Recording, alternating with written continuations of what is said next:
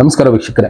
ಇಷ್ಟು ಜನ ಪ್ರಿಡಿಕ್ಷನ್ಗಳನ್ನ ಕೊಡ್ತಾ ಇದ್ದಾರೆ, ಮುಂದೆ ಈ ತರ ಆಗುತ್ತೆ ಆಗುತ್ತೆ ಏನೇನೋ ಆಗುತ್ತೆ ಅಂತ. ಕೆಲವಷ್ಟು ಪ್ರಿಡಿಕ್ಷನ್ಗಳು ನಿಜ ಆಗಿದ್ರೆ ಕೆಲವಷ್ಟು ಪ್ರಿಡಿಕ್ಷನ್ಗಳು ಹಾಗೆ ಉಳ್ಕೊಂಡ್ಬಿಟ್ಟಿದೆ. ವೀರಬ್ರಹ್ಮೇಂದ್ರ ಸ್ವಾಮಿಗಳು ಕೊಟ್ಟಿದ್ದ ಪ್ರಿಡಿಕ್ಷನ್ಗಳು ಅಂತ ನಾವು ಬುಕ್ಗಳಲ್ಲಿ ಓದಿರೋದು ಒಂದು 60% ಆಗಿರ್ಬೋದು, ಇನ್ನ ಒಂದು 40% ಹಾಗೆ ಪೆಂಡಿಂಗ್ ಉಳ್ಕೊಂಡಿದೆ. ಇನ್ನ ನಿಧಾನಕ್ಕೆ ಆಗ್ತಾ ಇದೆ, ನಮ್ಗದು ಗೊತ್ತಾಗ್ತಾ ಇಲ್ಲ ಅಷ್ಟೇ. ಅದ್ರ ಜೊತೆಗೆ ಪ್ರಕೃತಿನೂ ಒಂದೊಂದು ಮುನ್ಸೂಚನೆ ಒಬ್ಬೊಬ್ರು ಕೊಡ್ತಾ ಇದೆ.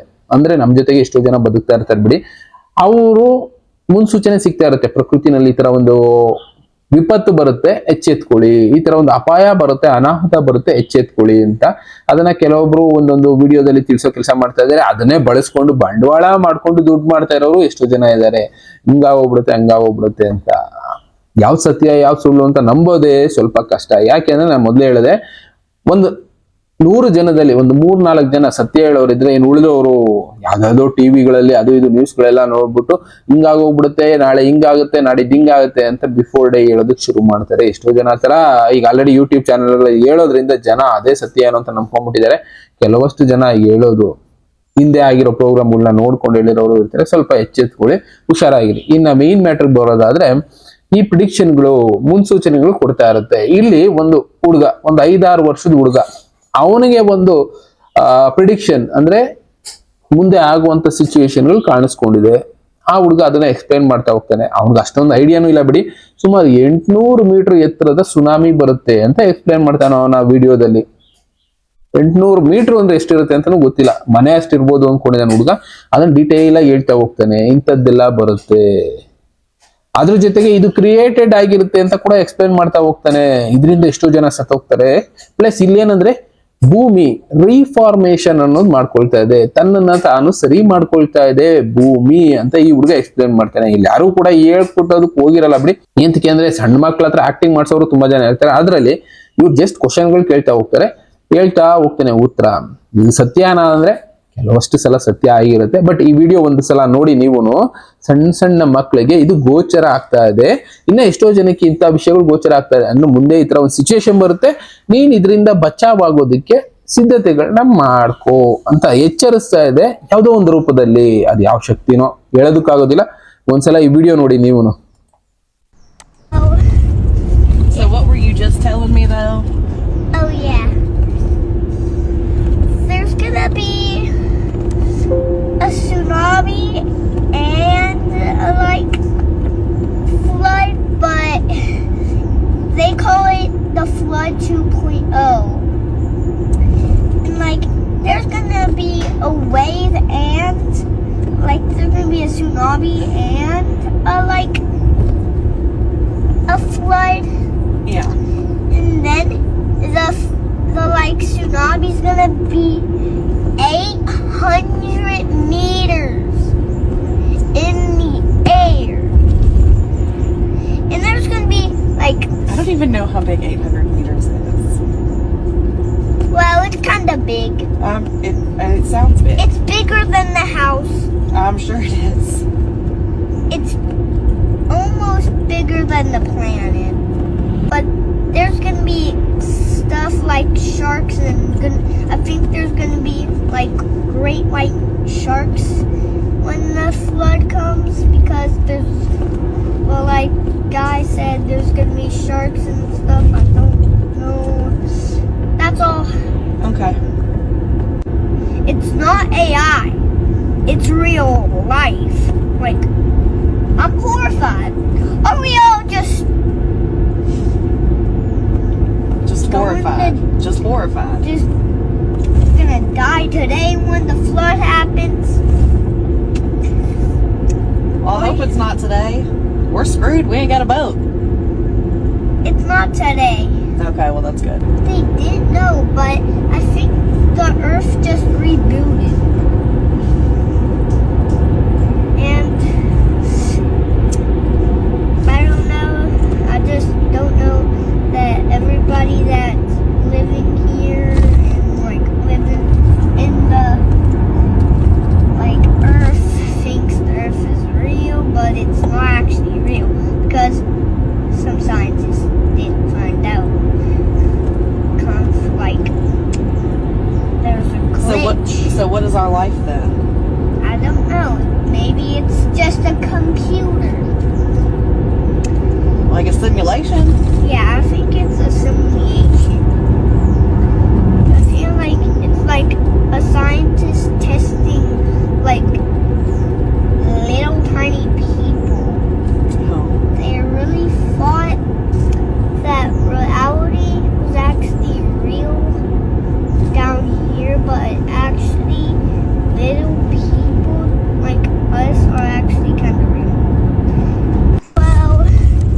ಹೇಳ್ತಾ ಇರೋದು ಕೇಳಿದ್ರಲ್ಲ, ಒಂದು ದೊಡ್ಡ ಸುನಾಮಿ ಅನ್ನೋದು ಬರುತ್ತೆ, ಸುಮಾರು 800 ಮೀಟರ್ ಎತ್ತರ ಇರುತ್ತೆ. ಅದು ಎಷ್ಟೋ ಜಾಗನ ಕೊಚ್ಕೊಂಡ್ ಹೊರಟೋಗುತ್ತೆ.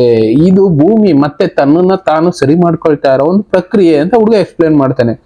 ಈ ತರ ಮುನ್ಸೂಚನೆಗಳು ಎಷ್ಟೋ ಜನಕ್ಕೆ ಪ್ರಕೃತಿ ಕೊಡ್ತಾ ಇರುತ್ತೆ ಅಂತ ಹೇಳ್ತಾರೆ. ಇದು ಸತ್ಯನಾ ಅಂದ್ರೆ ಕೆಲವೊಂದು ಸತ್ಯ ಇದೆ, ಕೆಲವೊಂದು ಇಮ್ಯಾಜಿನೇಷನ್ ಅಂತಾನು ಅನ್ಕೋಬಹುದು. ಕೆಲವೊಂದು ಪಿಕ್ಚರ್ಗಳು ನೋಡಿ ಅದರಿಂದ ಬಂದಿರೋ ಇಮ್ಯಾಜಿನೇಷನ್ ಅನ್ಕೋಬಹುದು.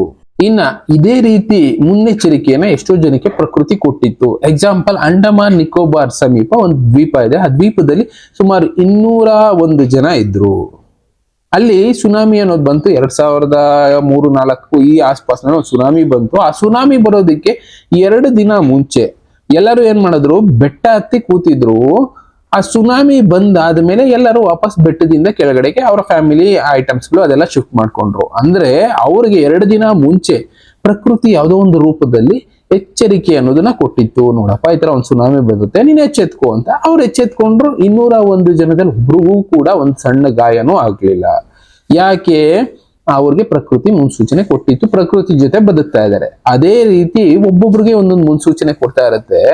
ಈ ಹುಡುಗನು ಆ ರೀತಿ ಒಂದು ವಿಷಯನ ಹೇಳ್ತಾ ಇದ್ದಾನೆ. ಒಂದು ಸುನಾಮಿ ಬರುತ್ತೆ 800 ಮೀಟರ್, ಅದು ಜನರನ್ನ ಕೊಚ್ಕೊಂಡು ಹೋಗೋಗ್ ಮಾಡುತ್ತೆ. ಇನ್ನ ಎಷ್ಟೋ ಜನ ಸೈಂಟಿಸ್ಟ್ಗಳು ಮನುಷ್ಯರನ್ನ ಟೆಸ್ಟಿಂಗ್ ಪಾರ್ಟ್ಸ್ ತರ ಬಳಸ್ಕೊಳ್ತಾ ಇದ್ದಾರೆ ಅಂತ ಕೂಡ ಈ ಹುಡುಗ ಎಕ್ಸ್ಪ್ಲೇನ್ ಮಾಡ್ತಾನೆ. ಅದ್ರ ಜೊತೆಗೆ ಇಲ್ಲಿ ಎಷ್ಟೋ ಜನ ಅವರ ಕಮೆಂಟ್ಸ್ ಗಳಲ್ಲೂ ಮೆನ್ಷನ್ ಮಾಡ್ತಾರೆ, ನಾನು ಕೂಡ ರೀಸೆಂಟ್ ಆಗಿ ಈ ತರದೊಂದು ನೋಡಿದೆ, ನನ್ನ ಕನ್ಸಲ್ಲಿ ಸುನಾಮಿ ಅನ್ನೋದು ಬಂತು, 4 ದಿನ ಸುನಾಮಿ ಇತ್ತು. ಎಷ್ಟೆಷ್ಟೋ ಕಮೆಂಟ್ಗಳು ಇದೆ. ಸುಮಾರು 800 ಮೀಟರ್ ಸುನಾಮಿ ಅಂದ್ರೆ 2600 ಅಡಿ, ಈ ತರ ಎಷ್ಟೋ ಕಮೆಂಟ್ಸ್ಗಳು ನಾನು ಓದಿದೆ. ಇದರಲ್ಲಿ ಕೆಲವೊಂದು ಸಸ್ಪೆಕ್ಟ್ ಮಾಡೋದೇನು ಅಂದ್ರೆ, ಪ್ರವಾಹ ಬಂತು, ಮನೆಗಳು ಕೊಚ್ಕೊಂಡು ಹೋಗುತ್ತೆ ಅನ್ನೋದಕ್ಕೆ ಮುಂಚೆ ಎಷ್ಟೋ ಜನಕ್ಕೆ ಗೊತ್ತಾಗ್ಬಿಡುತ್ತೆ, ಪ್ರಾಣಿಗಳಿಗೆ ಗೊತ್ತಾಗ್ಬಿಡುತ್ತೆ, ಪ್ರಾಣಿಗಳು ಸೆನ್ಸ್ ಮಾಡುತ್ತೆ. ಅಂತದ್ದು ಈಗ ನಡೀತಾ ಇದೆ. ಇದು ಮುನ್ನೆಚ್ಚರಿಕೆ ಇದ್ರೂ ಇರಬಹುದು. ಯಾವಾಗ ಬರುತ್ತೆ ಡೇಟ್ ಹೇಳಿ? ಯಾರಿಗೂ ಡೇಟ್ ಗೊತ್ತಿಲ್ಲ ಸ್ವಾಮಿ. ನೀವು ಹೋಗ್ಬಿಟ್ಟು ಡೇಟ್ ಕೊಡಿ. ಇಲ್ಲಿ ಮದುವೆಗೆ ಡೇಟ್ ನೋಡ್ತಾ ಇಲ್ಲ ಯಾರು. ಪ್ರಪಂಚದ ಅಂತ್ಯಕ್ಕೆ ಡೇಟ್ ಬರ್ತಾ ಇರೋದು. ಪ್ರಪಂಚದ ಅಂತ್ಯ ಅಲ್ಲ, ಪ್ರಕೃತಿಯ ಬದಲಾವಣೆ ಡೇಟು ಅನ್ಕೊಳ್ಳಿ. ಇಲ್ಲಿ ಅಂತ್ಯ ಆಗೋದಿಲ್ಲ ಪೂರ್ತಿಯಾಗಿ.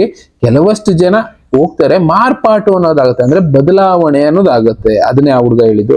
ಪ್ರಕೃತಿ ತನ್ನನ್ನ ತಾನು ಸರಿ ಮಾಡ್ಕೊಳ್ಳೋ ಕೆಲಸ ಮಾಡ್ತಾ ಇದೆ. ಎಷ್ಟೋ ಕಡೆ ನಾವು ನೆಲ ಎಲ್ಲ ಅಗದು ಪಾತಾಳ ತನಕ ಹೋಗ್ಬಿಟ್ಟಿರ್ತಾರೆ, ಗಣಿಗಾರಿಕೆ ಅದು ಇದು ಅಂತ. ಅಂತದನ್ನ ಮತ್ತೆ ಸರಿ ಮಾಡ್ಕೊಳ್ತಾ ಇದೆ ಪ್ರಕೃತಿ.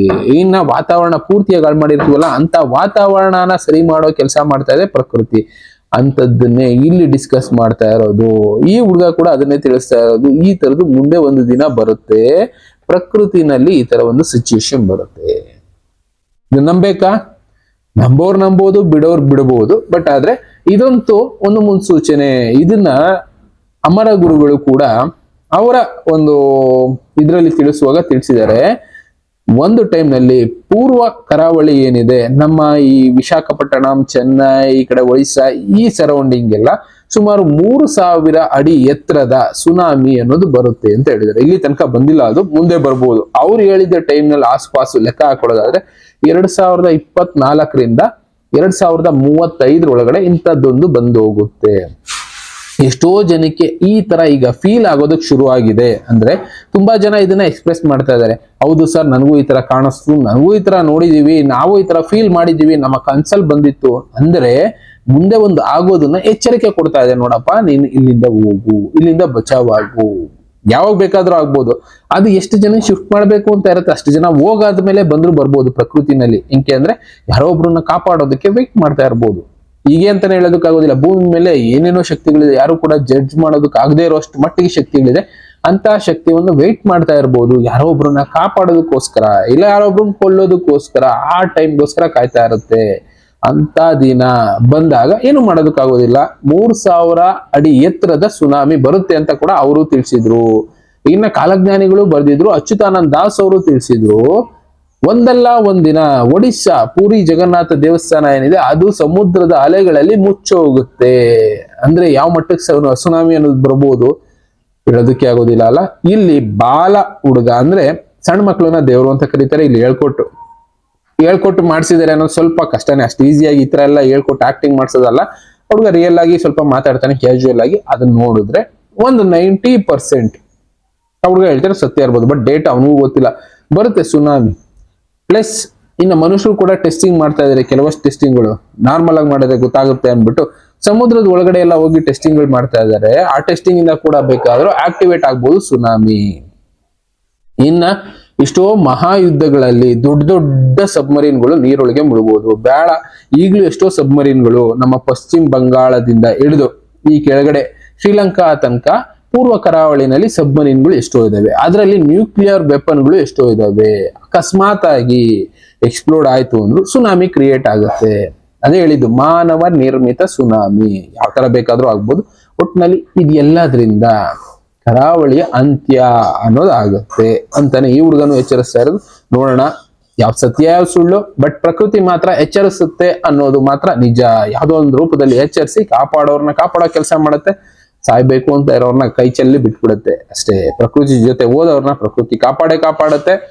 ನೋಡೋಣ ಇನ್ನ ಈ ತರದ ಎಷ್ಟೋ ವಿಷಯಗಳು ನಡೀತಾ ಇದೆ, ತಿಳ್ಕೊಳ್ತಾ ಇರ್ತೀನಿ, ನಿಮ್ಗೂ ತಿಳಿಸ್ತಾ ಇರ್ತೀನಿ. ಥ್ಯಾಂಕ್ ಯು, ಮತ್ತೆ ಸಿಗ್ತೀನಿ. Good bye.